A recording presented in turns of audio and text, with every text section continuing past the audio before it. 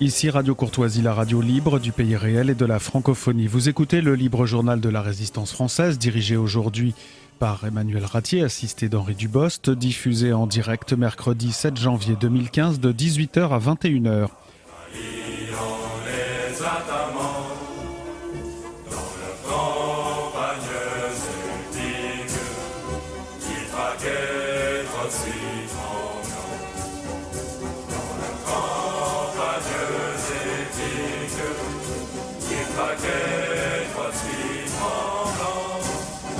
Chers amis, nous nous retrouvons donc après la coupure technique. Donc, comme il y avait une actualité, on pourrait dire brûlante, l'intervention de Marion Sigaud était un peu écourtée, donc on va faire 10 minutes, un quart d'heure. Donc, je suis désolé, Louis-Hubert Rémy, merci d'avoir d'avoir accepté mon invitation.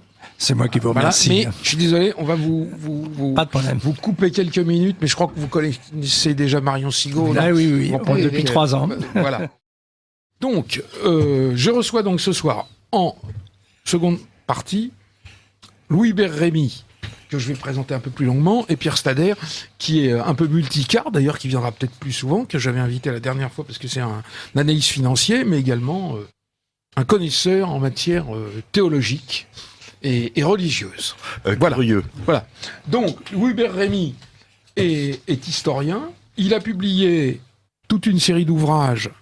La vraie mission de Sainte Jeanne d'Arc, Jésus-Christ, roi de France, Vrai et faux principe et maître, Maurras tournant la page, il y a mieux, beaucoup mieux, L'Église est éclipsée, ouvrage qui aux éditions Cérémie qui est assez connu, Chrétien ou Marane, et d'autres ouvrages. Et vous avez sorti, enfin réédité, mais avec beaucoup de notes, et c'est pour ça que il me paraissait important que vous veniez.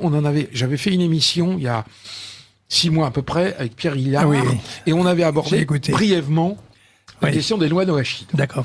Sujet totalement inconnu. Oui. D'ailleurs, je vais bien préciser, noachides, c'est les lois de Noé, et donc les gens ne connaissent pas, ne savent même pas comment ça s'écrit, ce qui est normal, puisque c'est un mot totalement inconnu en français, c'est Noachide. Si vous cherchez sur un moteur de recherche, noachide est quand même un mot un peu rare. Et donc, vous avez fait rééditer aux éditions Saint-Rémy un ouvrage assez stupéfiant, qui n'a pas d'intérêt en lui-même, qui n'a pas de qualité extraordinaire. Mais c'est pas un ouvrage paru au XVIIIe ou XVIIe siècle, un ouvrage dont on peut se demander si il existe ou si, enfin, s'il est authentique, comme par exemple comme les protocoles des sages de Sion, ce genre de truc. C'est un ouvrage qui est paru en 1926, qui s'appelle Le sanctuaire inconnu, ma conversion au judaïsme, par un homme qui se destinait à la prêtrise, en fait qui est devenu juif de religion. Ma conversion au judaïsme par Aimé Pallière, ouvrage qui a été édité chez plusieurs grands éditeurs, vous le rappelez, et ouvrage qui est paru, j'essaye de retrouver, ouvrage qui est paru originellement aux éditions Rigner. Voilà. Et Rieder, en 1926, donc dans la collection Judaïsme. Voilà. Et qui a été réédité aux éditions de Minuit. Voilà, après. Donc, bon. D'accord. Et vous l'avez édité, c'est épuisé. Moi, j'avoue, je ne le connaissais pas, il est totalement introuvable par vous. Absolument. Et il parle de l'enseignement du rabbin de Lyon. De Livourne. Excusez-moi, de Livourne. J'ai commis une erreur. En fait, à Lyon, il rencontre l'abbé Lehmann. Voilà, qui est entre autres. Très connu.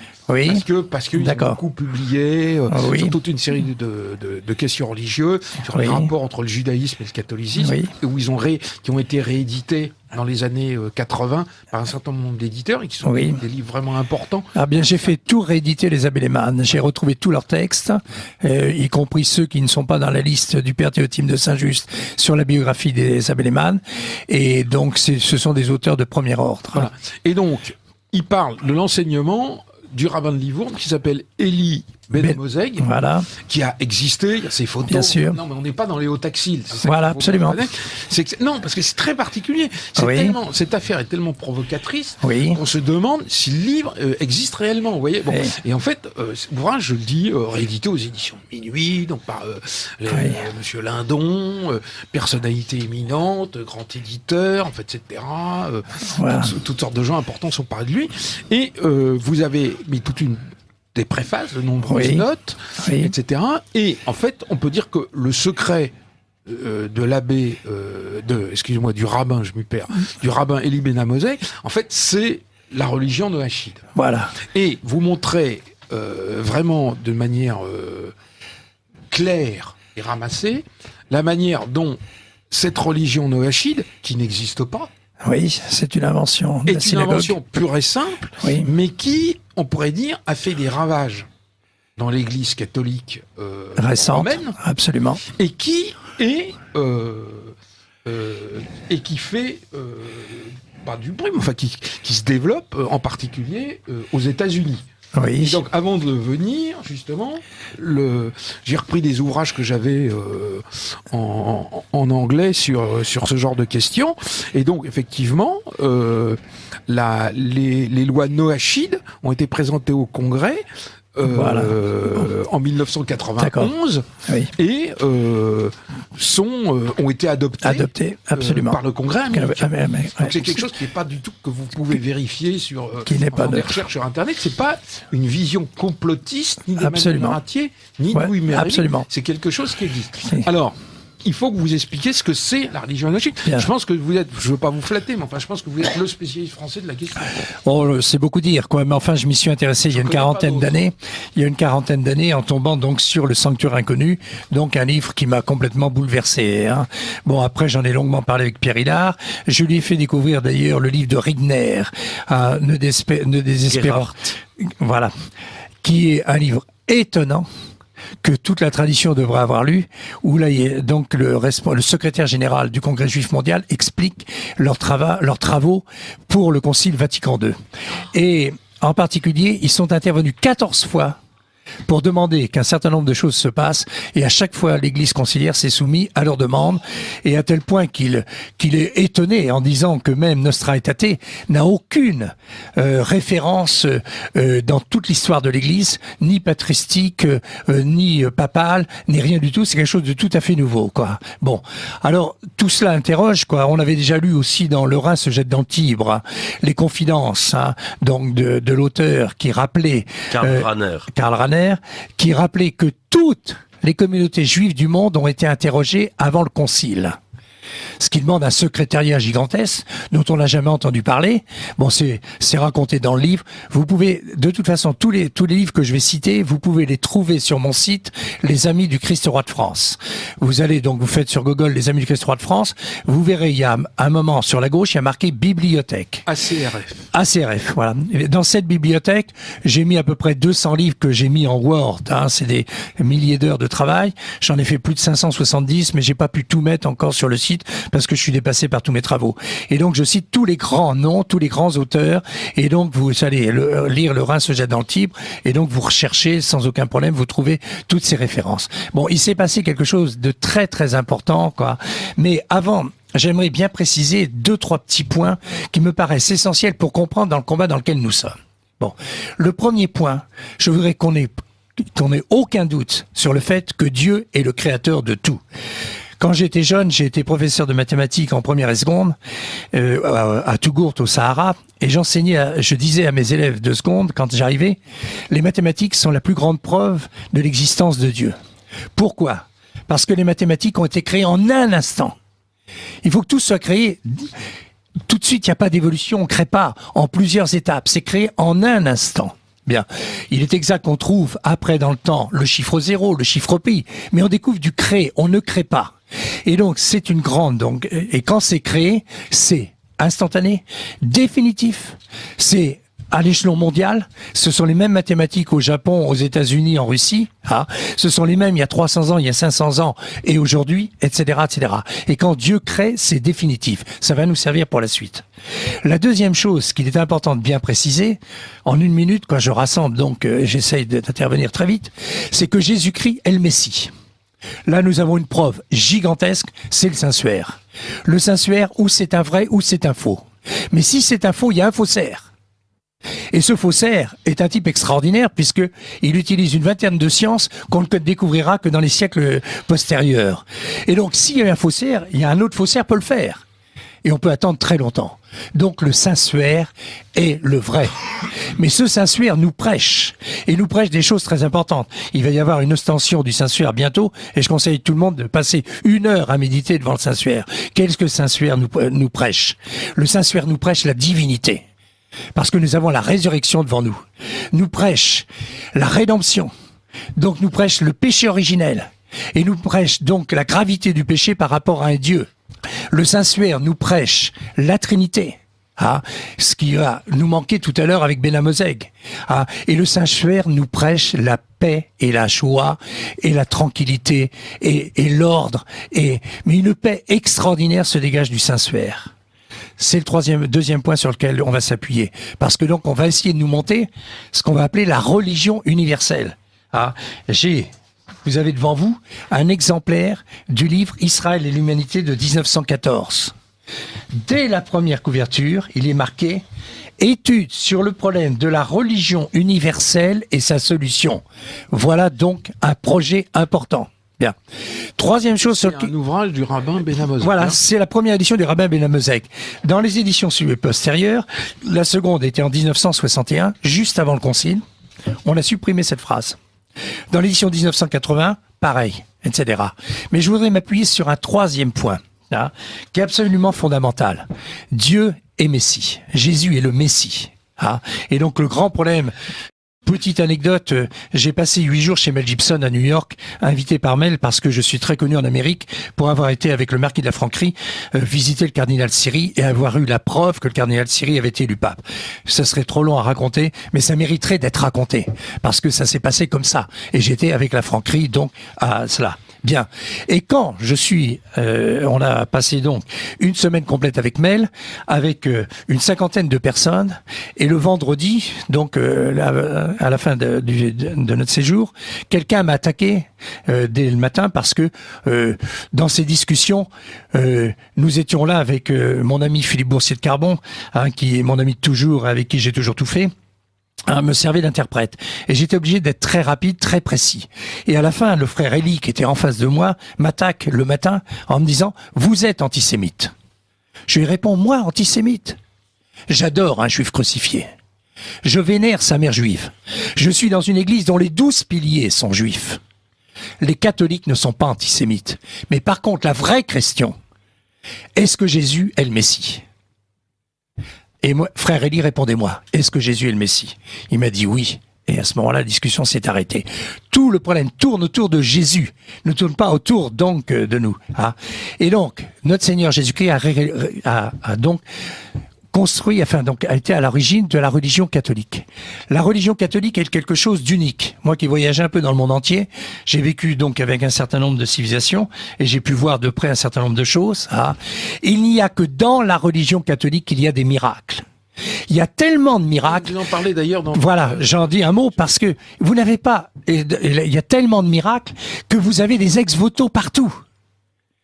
Nous avions en France 600 000 édifices religieux, c'est raconté dans le livre de l'abbé Fusier, Marie, reine de France, livre qui devrait être dans toutes les maisons françaises, où il y a donc 1 millier de miracles racontés par cet abbé Fusier. Bon, vous trouvez ce livre-là aux éditions Saint-Gabriel, c'est un livre splendide. Il y avait 600 000 édifices religieux. Dans chacun de ces édifices religieux, il y avait une statue de la Sainte Vierge, parce que Regnum Galiae, Regnum Mariae. Et autour de cette statue de la Sainte Vierge, il y avait des ex-voto. Mais des centaines d'ex-voto. À Notre-Dame-des-Armées, vous en avez 33 000. À la Dorade, à Toulouse, vous en avez 40 000. Nos pères payaient pas un ex-voto pour rien. C'est parce qu'ils avaient été protégés. C'est parce qu'ils avaient été guéris. Est-ce que vous avez un seul ex-voto dans les temples protestants? Dans les mosquées? Dans les synagogues? Voilà la différence. Alors on vient de poser donc 3 points importants. Parce que justement, il y a un ennemi à la religion catholique. Et cet ennemi à la religion catholique, bon, tout le monde sait, toute personne qui connaît son catéchisme, et Satan et ses troupes. Bon. Et ces gens-là ont un plan depuis toujours donc de détruire la religion catholique. Alors il faut se ramener aux grands livres comme celui de Crétino-Joly ou la Conjuration antichrétienne de Monseigneur de Lassus, qui est sorti en même temps que Israël et l'humanité. Et Israël et l'humanité de Ben Amozeg. Ce sont les 2 livres qui sont miroirs. et qui permettent de comprendre chacun leur camp et donc ce qui est en jeu. Et tout s'est passé au Concile. Au Concile, il y a eu les pères du Concile. Alors, le Concile, il faut rappeler, parce que les auditeurs de Radio Campus, c'est le Concile Vatican II. Vatican II, voilà. Bon, donc ça se déroule en 1962, donc 65. Bien. Et donc au Concile, il y a eu les pères du Concile, mais il y a eu les grands-pères du Concile. Et il y a deux grands-pères du Concile, Maritain et Benamozeg. Parce que Benamozeg a un plan. Il l'explique dans son livre. Il dit ce qu'il va faire. Il veut faire le problème de la religion universelle et sa solution. Et il dit comment ça doit fonctionner. Et ça s'est appliqué au Concile. Est-ce que les gens ont compris que nous avons changé de religion au Concile? J'ai fait un livre qui s'appelle « Ils ont tout détruit ». Je me suis arrêté à 287, parce que j'étais fatigué, à 287 destructions. Il y a des gens qui vous diront « Oui, mais vous interprétez ». Non. Tout ce que je mis dans ces 287 changements, ce ne sont pas des changements. C'est pour détruire ce qui existait. Mais je veux pas vous couper, mais j'ai un changement récent, donc qui va être facilement compréhensible par les auditeurs de Radio Courtoisie, c'est que ces changements ne sont pas terminés. Ah, puis c'est pas terminé. Et l'exemple type dont j'ai parlé, je sais plus si j'en ai parlé dans Fait et Documents. En tout cas, il y a la nouvelle, le nouveau missel utilisé par les prêtres.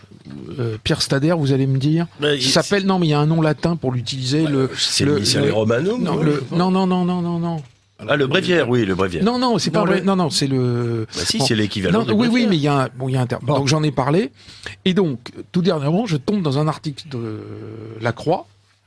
Donc, quotidien théoriquement catholique, même si on n'est pas d'accord, mais enfin, qui est possédé par des fraternités reconnues par l'Église et lu par le milieu catholique, peut-être progressiste français, et dans lequel il était indiqué, c'était à propos de la nouvelle traduction de ce missel utilisé par les prêtres. Si, j'en ai parlé, c'est un des derniers numéros de Fait Documents, et j'avais dû intervenir à Radio Courtoisie lors de la dernière émission là-dessus. Et dans lequel il était indiqué que, en fait, la nouvelle édition qui sortait là, comportait un certain nombre de changements par rapport à la précédente. Et alors, ce qui est extraordinaire, vous lisez l'article et on vous dit, oui, en fait, par exemple, ce qui était les changements concernent pratiquement exclusivement les passages de Saint Paul sur les Israélites. Oui, bien sûr. Et puis, donc c'est l'intervenant qui intervient, et ils disent, donc on a changé tout ça. Et après, ils disent, mais, alors c'est ça qui est extraordinaire, ils disent, mais pour la reste, la traduction des épîtres de Saint Paul est exacte. Donc vous vous rendez compte qu'on a changé exclusivement les passages relatifs au judaïsme. Oui, alors ils achèvent en fait la modification de l'année liturgique avec leur liturgie. Voilà, donc c'est pour dire que en fait c'est une perpétuelle réécriture et il faut référer aux anciens missels, aux anciennes Bibles, etc. Puisque prochainement tous ces ouvrages ne seront plus disponibles parce qu'ils seront même plus imprimés, comme vous expliquez que par exemple l'ouvrage du rabbin Benamozeg, des passages ont changé, ou par exemple vous êtes revenu au livre d'Aimé Pallière, Le sanctuaire inconnu, ma conversion au judaïsme, vous montrez qu'il a supprimé des passages d'édition en édition, et donc vous avez été obligé de comparer, de faire un travail de comparatiste, donc en comparant toutes ces éditions. Et le jeune catholique qui arrive dans l'église, lui prend ce qu'on lui donne. Bien sûr. Et donc, il n'aura jamais connaissance de ça. Voilà. En fait, donc je voudrais, donc je vous en prie, continuez, mais il faudrait que comme vous nous avez placé un peu les fondements, l'arrière, donc présentez-nous ce que c'est que les lois noachites. Parce que c'est quelque chose de fascinant. Voilà. Alors, une des premières choses, donc, ça va être l'œcuménisme. Et Jean Guitonde a dit à Michel Reboul, qu'il a répété des tas de fois, je suis ami de Michel Reboul, et on a passé, combien de fois il a répété, l'Église catholique est morte dès le premier jour du Concile. Elle a fait place à l'Église œcuménique. Elle ne devrait plus s'appeler catholique, mais œcuménique. Et c'est le premier projet de Benamozeg, de faire donc de toutes les églises des églises œcuméniques. Et ça a été donc le problème de Vatican II. Bien. Vatican II a commencé donc par changer le dogme sur des points essentiels comme l'œcuménisme. C'est complètement contraire à ce qu'il y avait avant. Ensuite, Vatican II a attaqué tous les sacrements. Les sacrements, vous référez à la lettre Ex Quo Nono de Saint Pie X, qui se trouve sur mon site. Bon, vous allez à Saint-Pédis, lettre ex quo. Saint-Pédis explique que l'Église ne peut pas toucher aux sacrements, parce que les sacrements ont été créés par Dieu. Et je rappelle ce que j'ai dit tout à fait au début, tout ce qui est créé de Dieu est définitif et personne ne peut y toucher. Bien. Essayez de changer les mathématiques, essayez de changer n'importe quelle loi, etc. Rien ne fonctionnera en dehors des lois de Dieu auxquelles on est obligé de se soumettre avec une contrainte gigantesque. Même chose dans la religion. Bien. Et quand on a changé la Sainte Messe, des nouveaux rituels, on a tout mis sur le site Rore Sanctifica. Allez visiter le site Rore Sanctifica. C'est un énorme travail. C'est avec énormément de documents. On a voté, la commission a voté mot par mot les nouvelles formules de la consécration. 51%, c'est bon. Non mais est-ce qu'on se rend compte de ce qu'on fait? Dans quel état on est? Bien. À ce point, si vous permettez, il faut préciser une chose. Les 7 sacrements ont été donnés tels quels dans leur forme et leur matière essentielle par notre Seigneur Jésus-Christ entre la résurrection et l'ascension. Absolument. L'Église n'en est que la gardienne dans leur forme essentielle. Pour faire court, la Sainte Messe, qui est le sacrement le plus connu de la très sainte Église catholique, la Sainte Messe a une forme et une matière essentielle qui est rassemblée. Alors la matière, c'est le pain, de levain et le voilà. Mais la forme essentielle, c'est le canon, c'est-à-dire la partie qui a été délivrée par notre Seigneur lui-même. L'Église n'en est pas propriétaire et jamais dans l'histoire avant Vatican II, l'Église n'avait touché à un rituel au rituel d'un sacrement. Jamais, jamais, jamais. Bien. Et donc, il a fallu réétudier tout cela. Bon, et en effet, c'est le pape Léon III qui précise donc ce passage. On trouve ça dans le catéchisme de persévérance de Monseigneur Gaume. Bien. Mais la chose la plus grave qu'ils ont fait, qui est un problème définitif, pendant que nous, catholiques, nous combattions pour la messe, parce que c'était l'objet de notre amour et l'objet de la grâce, et l'objet de notre vie intérieure et l'objet d'adoration de créature par rapport au Créateur. Ils avaient fait un travail bien plus important. Nous nous occupions de la pomme. Ils avaient scié le pommier avec le nouveau rituel du sacre des évêques. Et ce nouveau rituel du sacre des évêques, c'est quand même étonnant de voir que personne ne soit penché dessus. Ça a été le travail de Rore Sanctifica. C'est une équipe absolument remarquable que je connais très très bien puisque je suis à l'origine de Rore Sanctifica. Une équipe donc de théologiens qui malheureusement sont obligés d'être discrets parce que nous sommes dans une époque de persécution et qui a repris donc à partir du traité des sacrements tout le travail de la contre-église pour détruire le sacre des évêques. Bien. Rore Sanctifica, c'est 1200 pages de documents. Disponible aux éditions Saint-Rémy, 120 €, qui doit être étudié à la plume à la main. C'est quand même gravissime. Dire que actuellement, aujourd'hui, les évêques se croient évêques, nous disent qu'ils sont évêques, et en fait ne sont pas évêques puisque le rituel est ontologiquement nul. Je ne peux malheureusement pas développer. Il faudrait donc, d'abord, que le grand spécialiste de cette affaire, c'est Philippe Boursier de Carbon, polytechnicien très brillant, etc., et donc qui a dirigé tous ces travaux-là, avec donc toute une équipe, et donc qui mériterait que ça soit étudié, mais publiquement. Et nous avons essayé donc d'en débattre avec le père Pierre-Marie, qui lui a voulu, Pierre-Marie de Kergorlet d'Avrier, a voulu dire que le nouveau rite est quand même valide, alors que la première question à se poser est de se dire, mais pourquoi ont-ils changé le sacre des évêques, le rituel du sacre des évêques? Mais pourquoi? L'ancien rituel n'était pas bon? Tout ce qui est passé est sûr. Pourquoi ont-ils changé? Ça suffit à se poser une question gigantesque. Et ils ont changé pour détruire. Et aujourd'hui, personne n'applique le Pontificalis Romani, donc de Paul VI. Tous ces rituels, c'est n'importe quoi, mais c'est dramatique. Parce que les prêtres ordonnés par ces évêques ne sont ni prêtres, ni évêques, etc. Et ça, c'est dans le plan de Benhamou-Mosaïque, monsieur. Benhamou-Mosaïque dit, il faut supprimer la prêtrise catholique. Il le dit textuellement. Et il dit parce qu'il faut que les juifs deviennent les prêtres. Bien. Et donc, tout ça, c'est dit, c'est écrit, tout le monde s'en fout. Bien. Et quand, pour vous dire quand même que le combat était gigantesque, quand je suis allé avec notre ami la Franquerie chez le cardinal Siri, nous avons eu la preuve, donc évidente, que Siri avait été élu pape. Depuis, des documents donc ont été déclassés par la CIA et ont confirmé ce que nous disions. Bien. Nous avons fait un rapport donc de cette affaire. C'est paru dans une petite revue complètement confidentielle. C'est moi qui ai fait ce rapport et cet article, mais ça a été diffusé dans le monde entier. 2 ans après, ils ont eu la peur de leur vie. Ils ont fait une nouvelle formule de serment de fidélité dans lequel il était mis. Par exemple, il y a donc 3 catégories donc, de serment de fidélité pour remplacer le serment antimoderniste. Par exemple, la légitimité d'un pontife romain. Son élection est un fait historique. Elle pourrait même être théoriquement entachée d'un vice électoral. Quand il y a un vice électoral, c'est nul. Ce n'est pas le fait en lui-même qui est divinement révélé, mais il est tellement lié à la révélation que le magistère pourrait se prononcer d'une manière définitive sur la légitimité de tel ou tel pape. Autrement, l'Église serait restée pendant telle ou telle période sans un chef légitime, sans un successeur de Pierre. Vous vous rendez compte qu'ils se sont rendus compte que avoir soulevé le problème de l'élection de Syrie mettait en doute toutes les élections. Un doute complètement sérieux qui mériterait là aussi déchaînement, etc.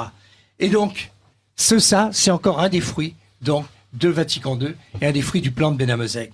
Benhamezeg, donc, va commencer par ramener le décalogue à 7 lois, les 7 lois noachides.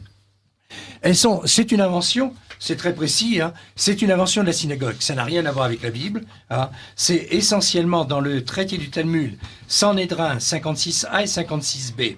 La première chose qu'il met, obligation d'une justice civile, devoir d'établir un système légal. C'est encore beaucoup plus précis dans le texte de Benhamezeg. Attendez, parce que là, j'ai pris dans le texte de Catherine Poujol, dans sa thèse des Non, mais je l'ai là. Voilà. Je l'ai là. Oui, oui. Bon. Leur esprit d'avoir des magistrats. Et là, vous vous souvenez quand même, dans le décalogue, on élimine les deux premiers commandements. Tu n'auras pas d'autre Dieu en ma présence, tu n'emploieras pas le nom de Dieu en vain. Et on remplace donc l'autorité de Dieu par l'autorité des pharisiens.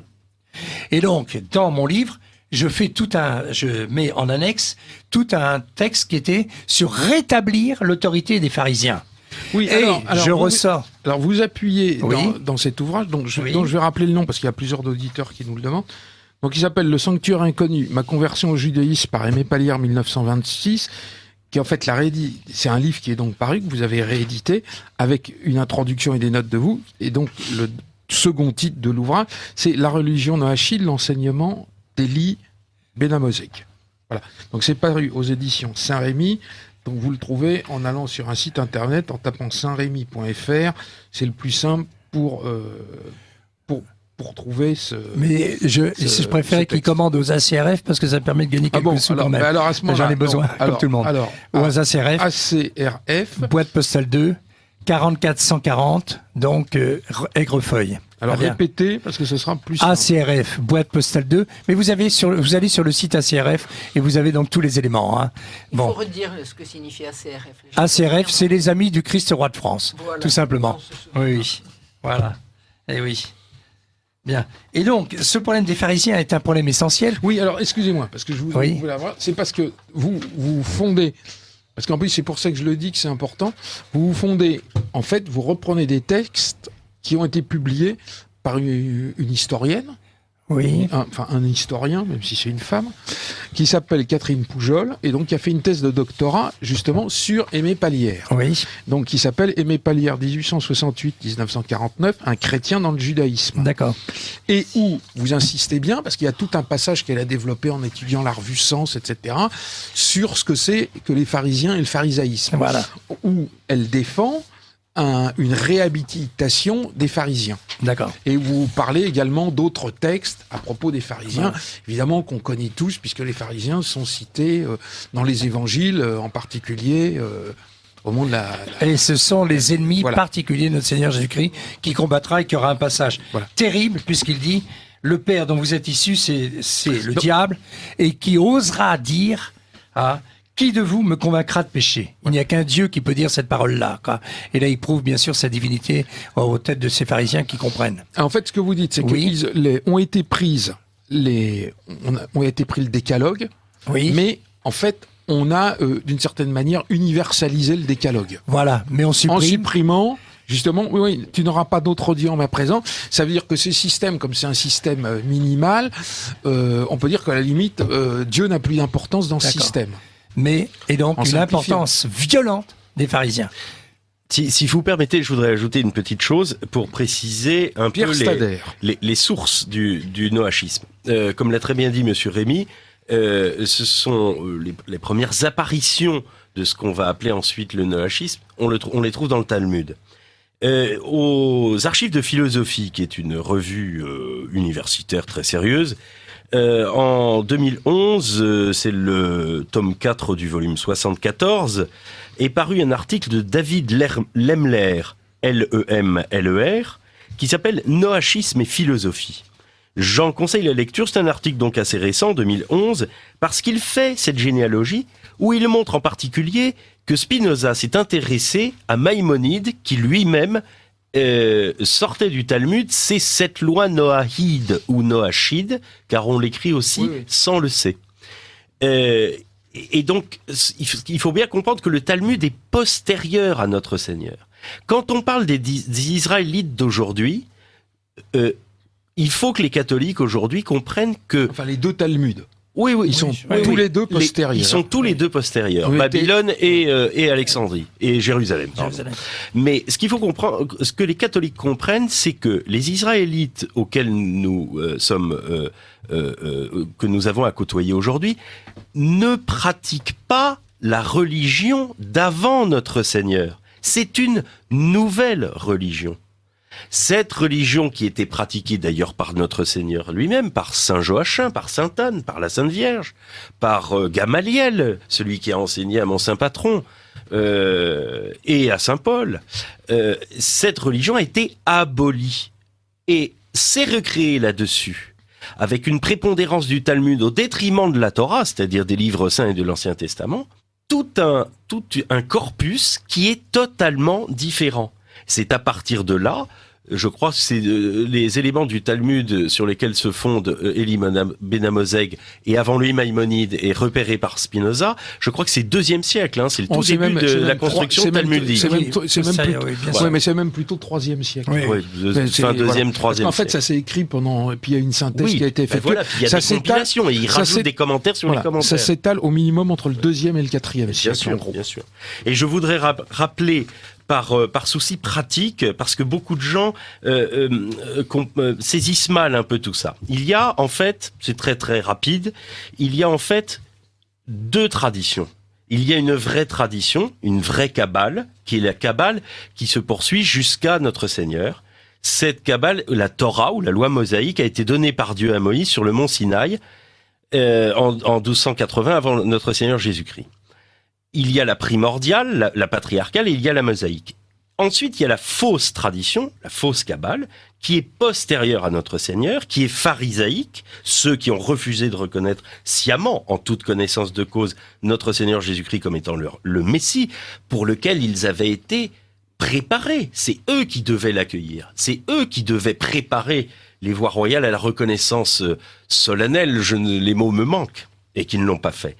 Et donc une seconde Kabbale impure est corrompue, s'est construite après notre Seigneur Jésus-Christ, entre 150 et on va dire entre 150 et puis 300, 400, mais c'est difficile à évaluer parce qu'après ils empilent des commentaires. Oui, puis en plus il y en a encore qui sont empilés. Et voilà, exactement. Et donc le Talmud qui est composé lui de la Mishnah. C'est une religion en devenir. En fait. Oui, absolument, mais c'est ce qu'ils disent. Ils attendent le Messie. Et ils attendent le Messie. Par exemple, pour donner simplement un exemple, ont été rajoutés, par exemple, un certain nombre de pratiques, par exemple, relatives à la Shoah, qui sont donc utilisées à l'intérieur des synagogues, et qui, évidemment, n'existaient pas il y a avant 1945 au minimum. J'ai pas la date exacte, mais ce sont des pratiques qui sont donc utilisées. Il y a eu une évolution et un enrichissement, ou des évolutions qui ont été faites. Bien sûr. Et donc le Talmud, pour finir, le Talmud, cette seconde Kabbale impure, qui contient le Talmud, parce que le Talmud et le Kabbale c'est pas la même chose, mais le Talmud contient la Mishnah, qui est l'explication de la Torah, mais qui en fait est une somme de commentaires, et la Gemara, qui est le commentaire à nouveau du texte de la Mishnah, et qui se subdivise, lui, en Gemara de Jérusalem et de Gemara de Babylone. Voilà, pour essayer de cadrer un petit peu les choses. Et pour finir, on lira avec avantage les excellents 2 volumes, même s'ils sont difficiles, et il faut le préciser, du rabbin Drach, qui s'appelle des harmonies de l'Église, de l'harmonie entre l'Église et la synagogue, où ce grand rabbin de Strasbourg, converti au catholicisme, s'est replongé dans tout ça et a fait le tri de ce qui restait de vrai, des petits éléments de vérité qui restaient dans le culte israélite postérieur et que lui avait connu, et tout le culte de l'Ancien Livre, et puis les correspondances exactes avec tous les rituels de l'Église catholique de notre Seigneur Jésus. Je les détiens, mais ils ont été réédités par les éditions Saint-Rémy ou non? Je ne sais pas si... Du rabbin, parce que moi, je les ai en édition originale, je les ai dans la réédition. Mais je me souviens plus qui l'a faite. Oui. Voilà. Mais c'est vrai que c'est des ouvrages. Mais vous avez un excellent travail fait sous la direction de Monseigneur Juin, qui est le grand maître de la contre-église, et que vous trouvez sur mon site, à la lettre J, Monseigneur Juin, étude sur l'occultisme de Henri de Gilbert.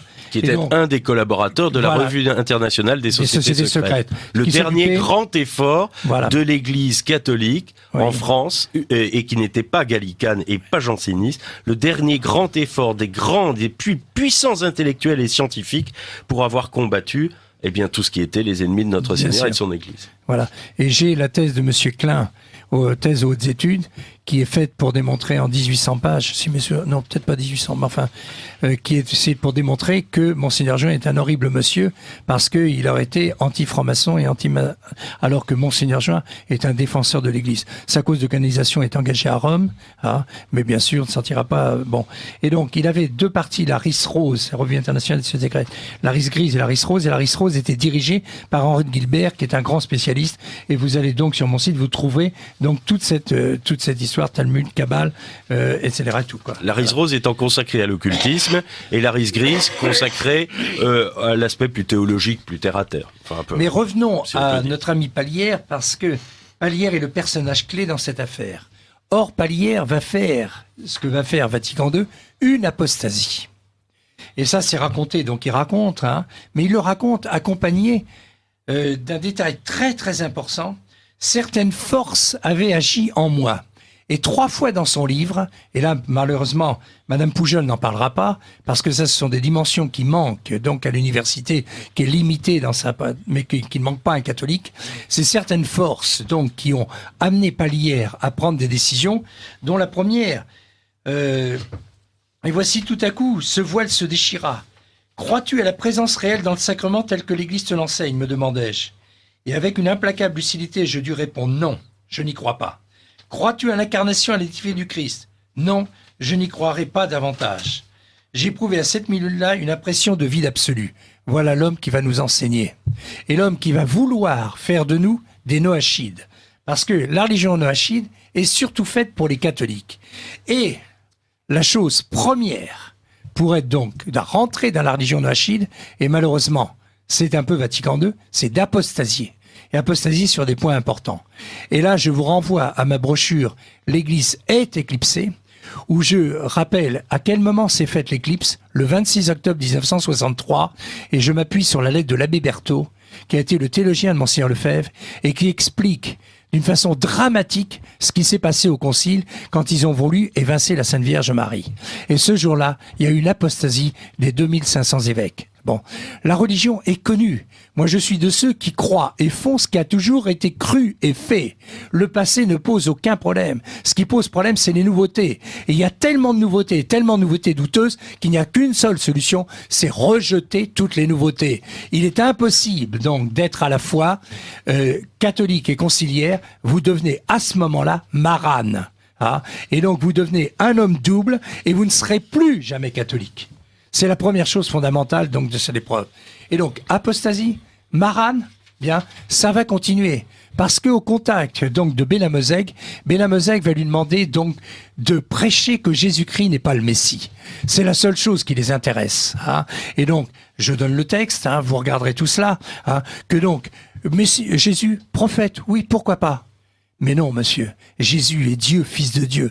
Il nous l'a prouvé et le Saint-Suaire nous le crie. Si les prêtres ne le disent pas toujours, et malheureusement dans l'Église conciliaire, il y a un fort pourcentage de gens qui ne croient pas à la résurrection, il y a un fort pourcentage de gens qui ne croient pas tout ce que nous croyons, parce que moi qui suis catholique, je crois fermement toutes les vérités que l'Église nous enseigne, parce qu'elle ne peut ni se tromper, ni nous tromper. L'Église existe, elle a été inventée elle a été créée par notre Seigneur, hein, et on ne peut rien changer à l'Église catholique. Alors, je voudrais en revenir, parce que, bon, vous avez écrit beaucoup d'ouvrages et vous êtes une encyclopédie vivante, mais je voudrais qu'on en revienne aux lois noachites, parce que, Oui. Par exemple, est-ce que les lois Pierre Stader nous a dit, par exemple, qu'en fait, la question des lois noachites n'avait pas été évoquée, étudiée, etc., que par le rabbin Ben Amozeg. Non, mais le rabbin Ben Amozeg, Non, mais je demande, mais qu'il y en ait. Non, mais si vous voulez, je pense pas que ça soit. Il en a fait un instrument de combat. Est-ce que vous pensez que c'est la seule source? Oui. Le rabbin Ben Amozeg, oui, c'est le pivot. Oui, c'est celui qui a créé ça. C'est le oui, pivot, absolument. début du 19e siècle, c'est le pivot. Mais c'est repris par des quantités. Bon, vous avez par exemple... je vous pose la question parce que c'est vrai. Parce que est-ce qu'il y aurait eu, vous voyez, une espèce de convergence, de convergence, un certain nombre de sources issues du judaïsme, de différentes yeshivas, etc. Pas que je sache. Pour aboutir à on a quand même moi qui ai lu beaucoup travaillé, beaucoup lu sur mais on sent très bien que c'est un plan secret. Oui. Quand vous pensez que par exemple la grande encyclopédie Théo, hein, donc qui fait je sais pas, peut-être quelque chose comme 2000-2500 pages, ne parle pas du noachisme. Alors qu'on en voit les effets. Et on voit donc qu'il y a une direction, il y a donc un plan occulte, il y a un plan réalisé. C'est pas la faute à pas de chance. C'est pas quelque chose. Et qui commence par, tout à l'heure, donc notre ami nous parlait du problème philosophique, mais la première chose que demande Ben Amozeg, c'est de se couper de la scolastique. C'est de se couper donc de l'enseignement traditionnel complet de l'Église en philosophie. Et donc, d'arriver à l'enseignement théologique, hein, donc l'enseignement philosophique, pardon, de la maçonnerie, qui est donc, il le dit carrément, qui est donc issu de la synagogue, hein, et donc qui est là pour amener la tolérance jusqu'à un certain point, pas nous. On ne tolère pas, nous, hein, mais tolérance de tout le monde, etc., pour faire cette religion universelle. Et cette religion universelle doit être tenue par une main de fer, par des gouvernants qui sont désignés, hein, et tout le reste doit être plié. Et donc, ces gens-là, après, vont être tenus par une police de la pensée. On sait ce que c'est, quand même, hein. On sait très bien. Marion, vous voulez dire un mot? Oui, Voltaire avait le plan de contribuer à une religion universelle. Oui, parce il que le dit clairement. Parce que il le dit clairement. Cette idée de religion universelle, on la retrouve pas du tout exclusivement chez Ben Amozeg. Non, mais sous cette forme, oui. Sous cette forme, oui. Voilà, parce que celle-ci est un aspirateur, qui convient à plusieurs attitudes pour bâtir cette religion universelle. C'est-à-dire, ça correspond à une religion qui prônerait une espèce de syncrétisme, une espèce de libéralisme et une espèce d'unité transcendantale des religions. L'unité transcendantale des religions est le pendant, je dirais, non israélite du noachisme. Et là, ça s'imbrique complètement et ça rentre très très bien. Ouais. Parce que oui, en effet, totalement dans le grand plan mondialiste aussi. Ah, complètement. Bien entendu. Ah, bien sûr. Bien sûr. Parce qu'il faut... Il y a une partie sacrée et spirituelle et une partie profane. Quel est le but? Le but, 2 personnes veulent régner. Notre Seigneur Jésus-Christ, donc à l'échelon mondial, 2 personnes veulent régner. Notre Seigneur Jésus-Christ et Satan. Chacun a sa troupe, chacun a ses étapes, a ses projets, etc. Et donc on sait que ça va finir dans une lutte et qui se passera en France. Parce que dans un livre, dans la brochure que j'ai faite sur Saint-Louis, je rappelle des choses qui n'ont jamais été dites, hein, sur le problème de la vocation de la France. Le mot France en hébreu veut dire creuser. Quel autre pays du monde a Sainte Jeanne d'Arc? Voilà. Bon, le creuser, c'est là où s'élabore, où se purifient les choses. Et la France est à l'origine de 2 choses. Toute la civilisation chrétienne, à partir donc des évêques de France, de Clovis et de Charlemagne, et toute la civilisation révolutionnaire. Et donc, ces 2 civilisations vont finir par se combattre, donc à partir de 2 camps, à partir de 2 chefs, hein, et donc ça finira sur la France. Mais ce plan, vous n'avez pas tout à fait tort de dire que c'est ancien, puisque en 1546, au fameux conciliabule de Vicence, est décidée la destruction du christianisme. Bon, c'est cité dans le traité du Saint-Esprit de Monseigneur Gaume au tome 2. Ce complot de Vicence, qui ne sera réalisé qu'à Vatican II, sera repris de siècle en siècle. Dans Réalité du projet de Bourfontaine, démontré par son exécution, Fillot, avocat, cite le projet janséniste élaboré à Villers-Cotterêts en 1621, où est demandé un futur concile dont le programme kabbaliste est cité, et c'est Vatican II. Dans Les véritables auteurs de la Révolution française, Nicolas Sourda, 1797, cite le projet calviniste qui demande un futur concile dont le programme kabbaliste est cité, et c'est Vatican II.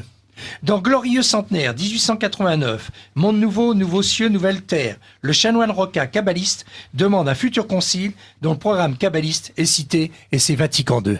Donc, à chaque siècle, ils ont fait des avancées et ils l'ont réalisé à Vatican II. Et nous sommes actuellement donc dans une situation terrible où même j'ai fait tout un livre sur les prophéties, dans la liste des livres que j'ai, et en particulier dans les livres sur Holzhauser, puisque c'est dans Holzhauser qu'on a les plus grandes prophéties sur notre époque, en particulier la destruction complète de l'Église, et avec à la fin du 5e âge, époque où nous sommes, la ville de Sardes, où roulait la rivière le Pactole, et qui finit à un tel point qu'il y a tellement peu de croyants qui se connaissent par leur nom. C'est écrit en 1650.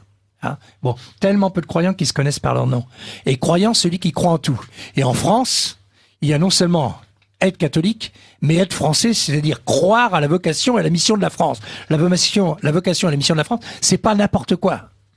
Ça obligerait à faire des tas de parenthèses complémentaires. Et alors, on va continuer. Excusez-moi. Non, c'est parce qu'il faut se concentrer sur les lois noachides. Parce qu'en plus, il nous reste pas tellement de temps. Donc, on n'a pas. C'est un peu gênant de ne pas avoir abordé ce qu'il y a. Ce que je voudrais savoir, c'est quel est le rapport avec Noé ? Oui. Est-ce qu'il y en a un ou pas ? À mon avis, il n'y en a pas. C'est une création complète. Oui, tout ce qui est du Talmud, c'est des créations. Ce ne sont pas des livres inspirés. C'est tellement compliqué que, je sais pas, moi qui ai eu en main donc tout le Talmud intégralement, et à regarder donc un certain nombre de textes, c'est absolument illisible. C'est incompréhensible. Mais par contre, eux, ils savent ce qu'ils font. Et il faudrait être né juif et un juif converti, comme l'a été un Drac, par exemple, pour comprendre, donc, faire le tri dans tout ça. Lire et comprendre, bien. Mais leur plan continue. Qu'est-ce que vous voulez? Tout ça, c'est pas le fruit du hasard. Quand on voit qu'ils ont réussi à mettre un évêque, un pape à eux, alors, ce que je voudrais savoir, c'est pour en revenir aux lois noachides, elles apparaissent clairement quand c'est-à-dire, quand est-ce qu'on parle pour la première fois l'Église catholique ? À l'Église catholique, à ma connaissance... Parce que, est-ce que Vatican II aborde à un moment la question des lois noachides ? Absolument pas. Elle n'est pas abordée en tant que Absolument pas, c'est pas abordé. Parce que moi, je l'ai abordé juste sous un angle quand j'avais fait mon livre Mystère et secret du Mnaïm-Brit, où j'avais étudié l'influence du Mnaïm-Brit à l'intérieur pour la déclaration Nostra Aetate, etc. Bon, moi, j'ai lu quand même à peu près toutes les productions internes du Mnaïm-Brit à l'époque. À aucun moment, il parle des lois noachides. Bien sûr. Voilà. Donc, est-ce que cette question a été abordée ? Parce que, si vous voulez, on en voit les effets. Je rappelais déjà je rappelais au début de l'émission que le Congrès des États-Unis l'a adopté en 1991. Donc c'est pas, si vous voulez, comme on aborde des questions quand même religieuses et théologiques, qui sont une question de croyance. Ce que je voulais, c'est pour ça que j'essaye toujours de rester très factuel. Le Congrès des États-Unis a adopté les lois noachides en 1991. Bien sûr. Bon, est-ce que d'autres parlements les ont adoptées ? Non, pas à ma connaissance. Mais les États-Unis les ont adoptées. Voilà. Et là, ici, ils continuent leurs travaux. Par exemple, Scholem vient de sortir... Gershom Scholem. Avec préface de Samuel Trigano, donc la Kabbale, l'origine des dogmes chrétiens, de Elie Ben Amosek. Ils viennent de le sortir il y a un an ou deux, etc. Et ça montre qu'ils continuent leur travail. Et là, c'est pour démolir donc la Sainte Trinité. Bien. Bon, le projet, les antitrinitaires, ça existait depuis des générations. Et donc, ça a été le combat continuel contre les ennemis de l'Église. L'Église, c'est la grande chose. Parce que Dieu, tout le monde peut comprendre Dieu. Dieu peut se voir donc par sa création, etc. Mais comprendre que Dieu est Trinité, il faut la foi. En plus. Passer d'un Dieu créateur à un Dieu trinitaire, c'est la foi, c'est une grâce. Et seule l'Église, par le baptême, donc, donne les grâces nécessaires à cette foi-là. Quand même, une des choses importantes qu'on ne peut pas échapper, c'est que depuis Vatican II, on ne dit jamais cette fameuse phrase de notre Seigneur au soir de la résurrection. Allez, baptisez-les. Ceux qui seront baptisés seront sauvés. Ceux qui ne seront pas baptisés seront condamnés. Jamais l'Église conciliaire n'en parle maintenant. Bien. Et donc, tout est bien dans les bonnes religions, dans tout ça. C'est quand même terrible. En fait, c'est qu'il y a une édulcoration, des suppressions dans le rituel et les textes fondamentaux de l'Église catholique, sous l'influence notamment des gens qui diffusent, pourrait-on dire, entre guillemets, les lois noachides. Voilà, Absolument. pour les rendre compatibles avec les lois Voilà, noachides. pour la religion universelle. Alors, est-ce que ces questions ont été adoptées, ont été étudiées, par exemple, ont été abordées, par exemple, dans des institutions internationales? Pas à Par ma exemple, je ne sais pas, connaissance. comme l'Organisation des Nations Unies Voilà. ou des grandes, grandes rencontres interreligieuses. Oui. Parce qu'en fait, l'œcuménisme, on dit toujours, c'est plutôt les grandes rencontres interreligieuses pour le grand public. Je pense que c'est le grand secret, c'est le grand plan, mais dont on parle pas, donc qu'on avance. On voit les avancées, quoi, etc. Et qu'est-ce que vous voulez, quand je vois la tradition, par exemple, bon, j'étais un de ceux qui ont terriblement combattu pour, après la mort de Monseigneur Lefebvre, pour éviter donc le rapprochement organisé et planifié de Monseigneur Follet avec la religion conciliaire. Bon. Et donc, dans les années 98, on m'avait demandé de monter au créneau, dans les plus hautes sphères de la tradition, pour essayer d'arrêter le plan de ralliement qui était prévu pour l'année 2000. Bien. Et j'ai fait tout un travail avec un petit bulletin qui a été diffusé que par Internet, à ce moment-là, à 500 exemplaires qui m'ont payé pour cela, pour expliquer que la religion conciliaire n'était pas catholique. Ça a marché.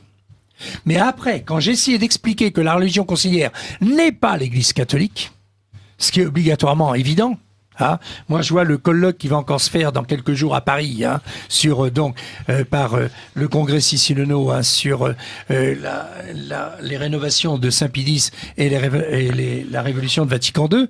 On va pas poser la question. Est-ce que la religion conciliaire est l'Église? Est-ce que l'Église conciliaire est l'Église catholique? Eh bien, non. Et donc, la grande, gravissime question, c'est qu'on est devenu double. On est devenu marane, on est rentré dans les intelligences, sont rentrées dans leur plan. Et c'est gravissime, on n'a plus d'intelligence ferme et précise. Et on nous appelait, nous, les francs, parce que notre oui était oui. Maintenant, c'est du oui mais, du oui peut-être. Mais le oui mais et le oui peut-être sont du camp du non. Or, saint Paul nous rappelle que l'ambiguïté, c'est la langue du démon. Absolument. Alors, donc, je pense que ça va avancer. Je pense que tout ça va ressortir. Parce que, donc, ce qu'on vient de dire aujourd'hui, personne n'a dit. Pierre Hillard en avait parlé avec vous, donc, il y a quelques mois. Et c'était déjà quelque chose de très nouveau. Bon, avec Pierre, on est très amis, et on s'est échangé beaucoup de choses et beaucoup de documents.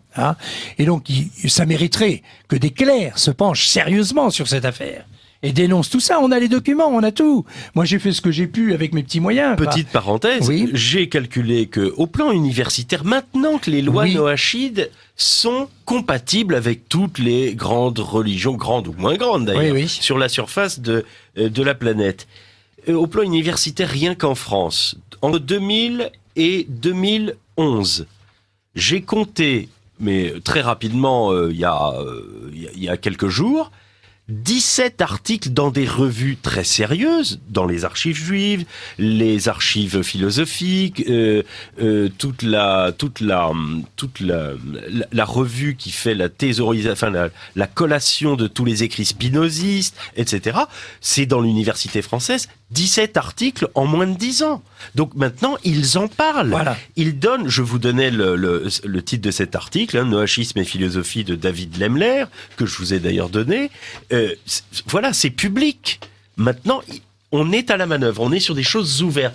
En revanche, du côté catholique, rien.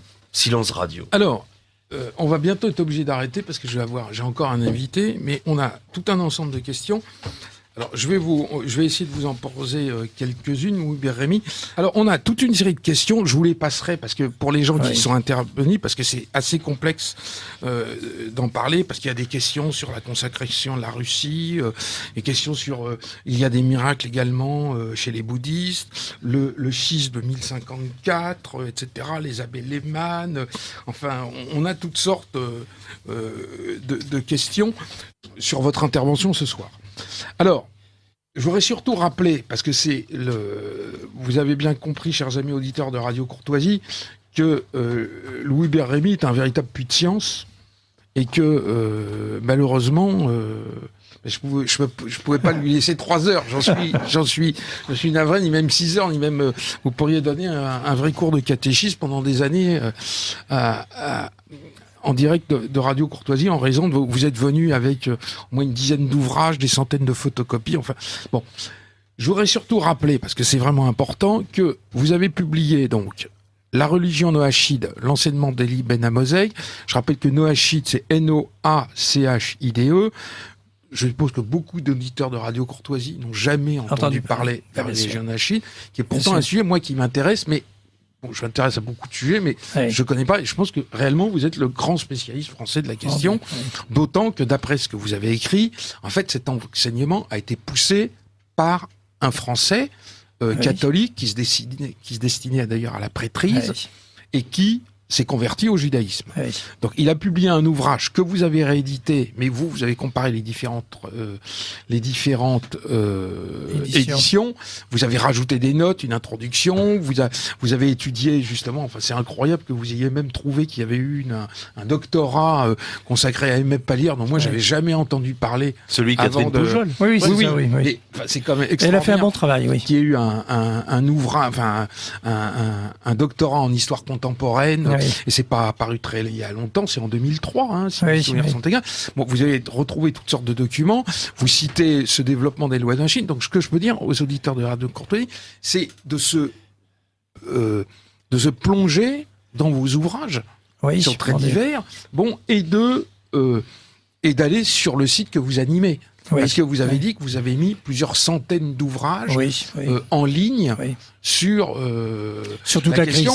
Et c'est une véritable bibliothèque introuvable. Absolument. Parce que je pense que la quasi-totalité des ouvrages ne sont pas disponibles sur Gallica, ni sur ce genre de choses. Bon, été réédité par l'édition Saint-Rémy, il y en a à peu près 1200 qui sortent de ma bibliothèque. Les éditions Saint-Rémy, c'est un petit éditeur qui vend essentiellement par correspondance et qui est peu connu. On n'a pas de moyens.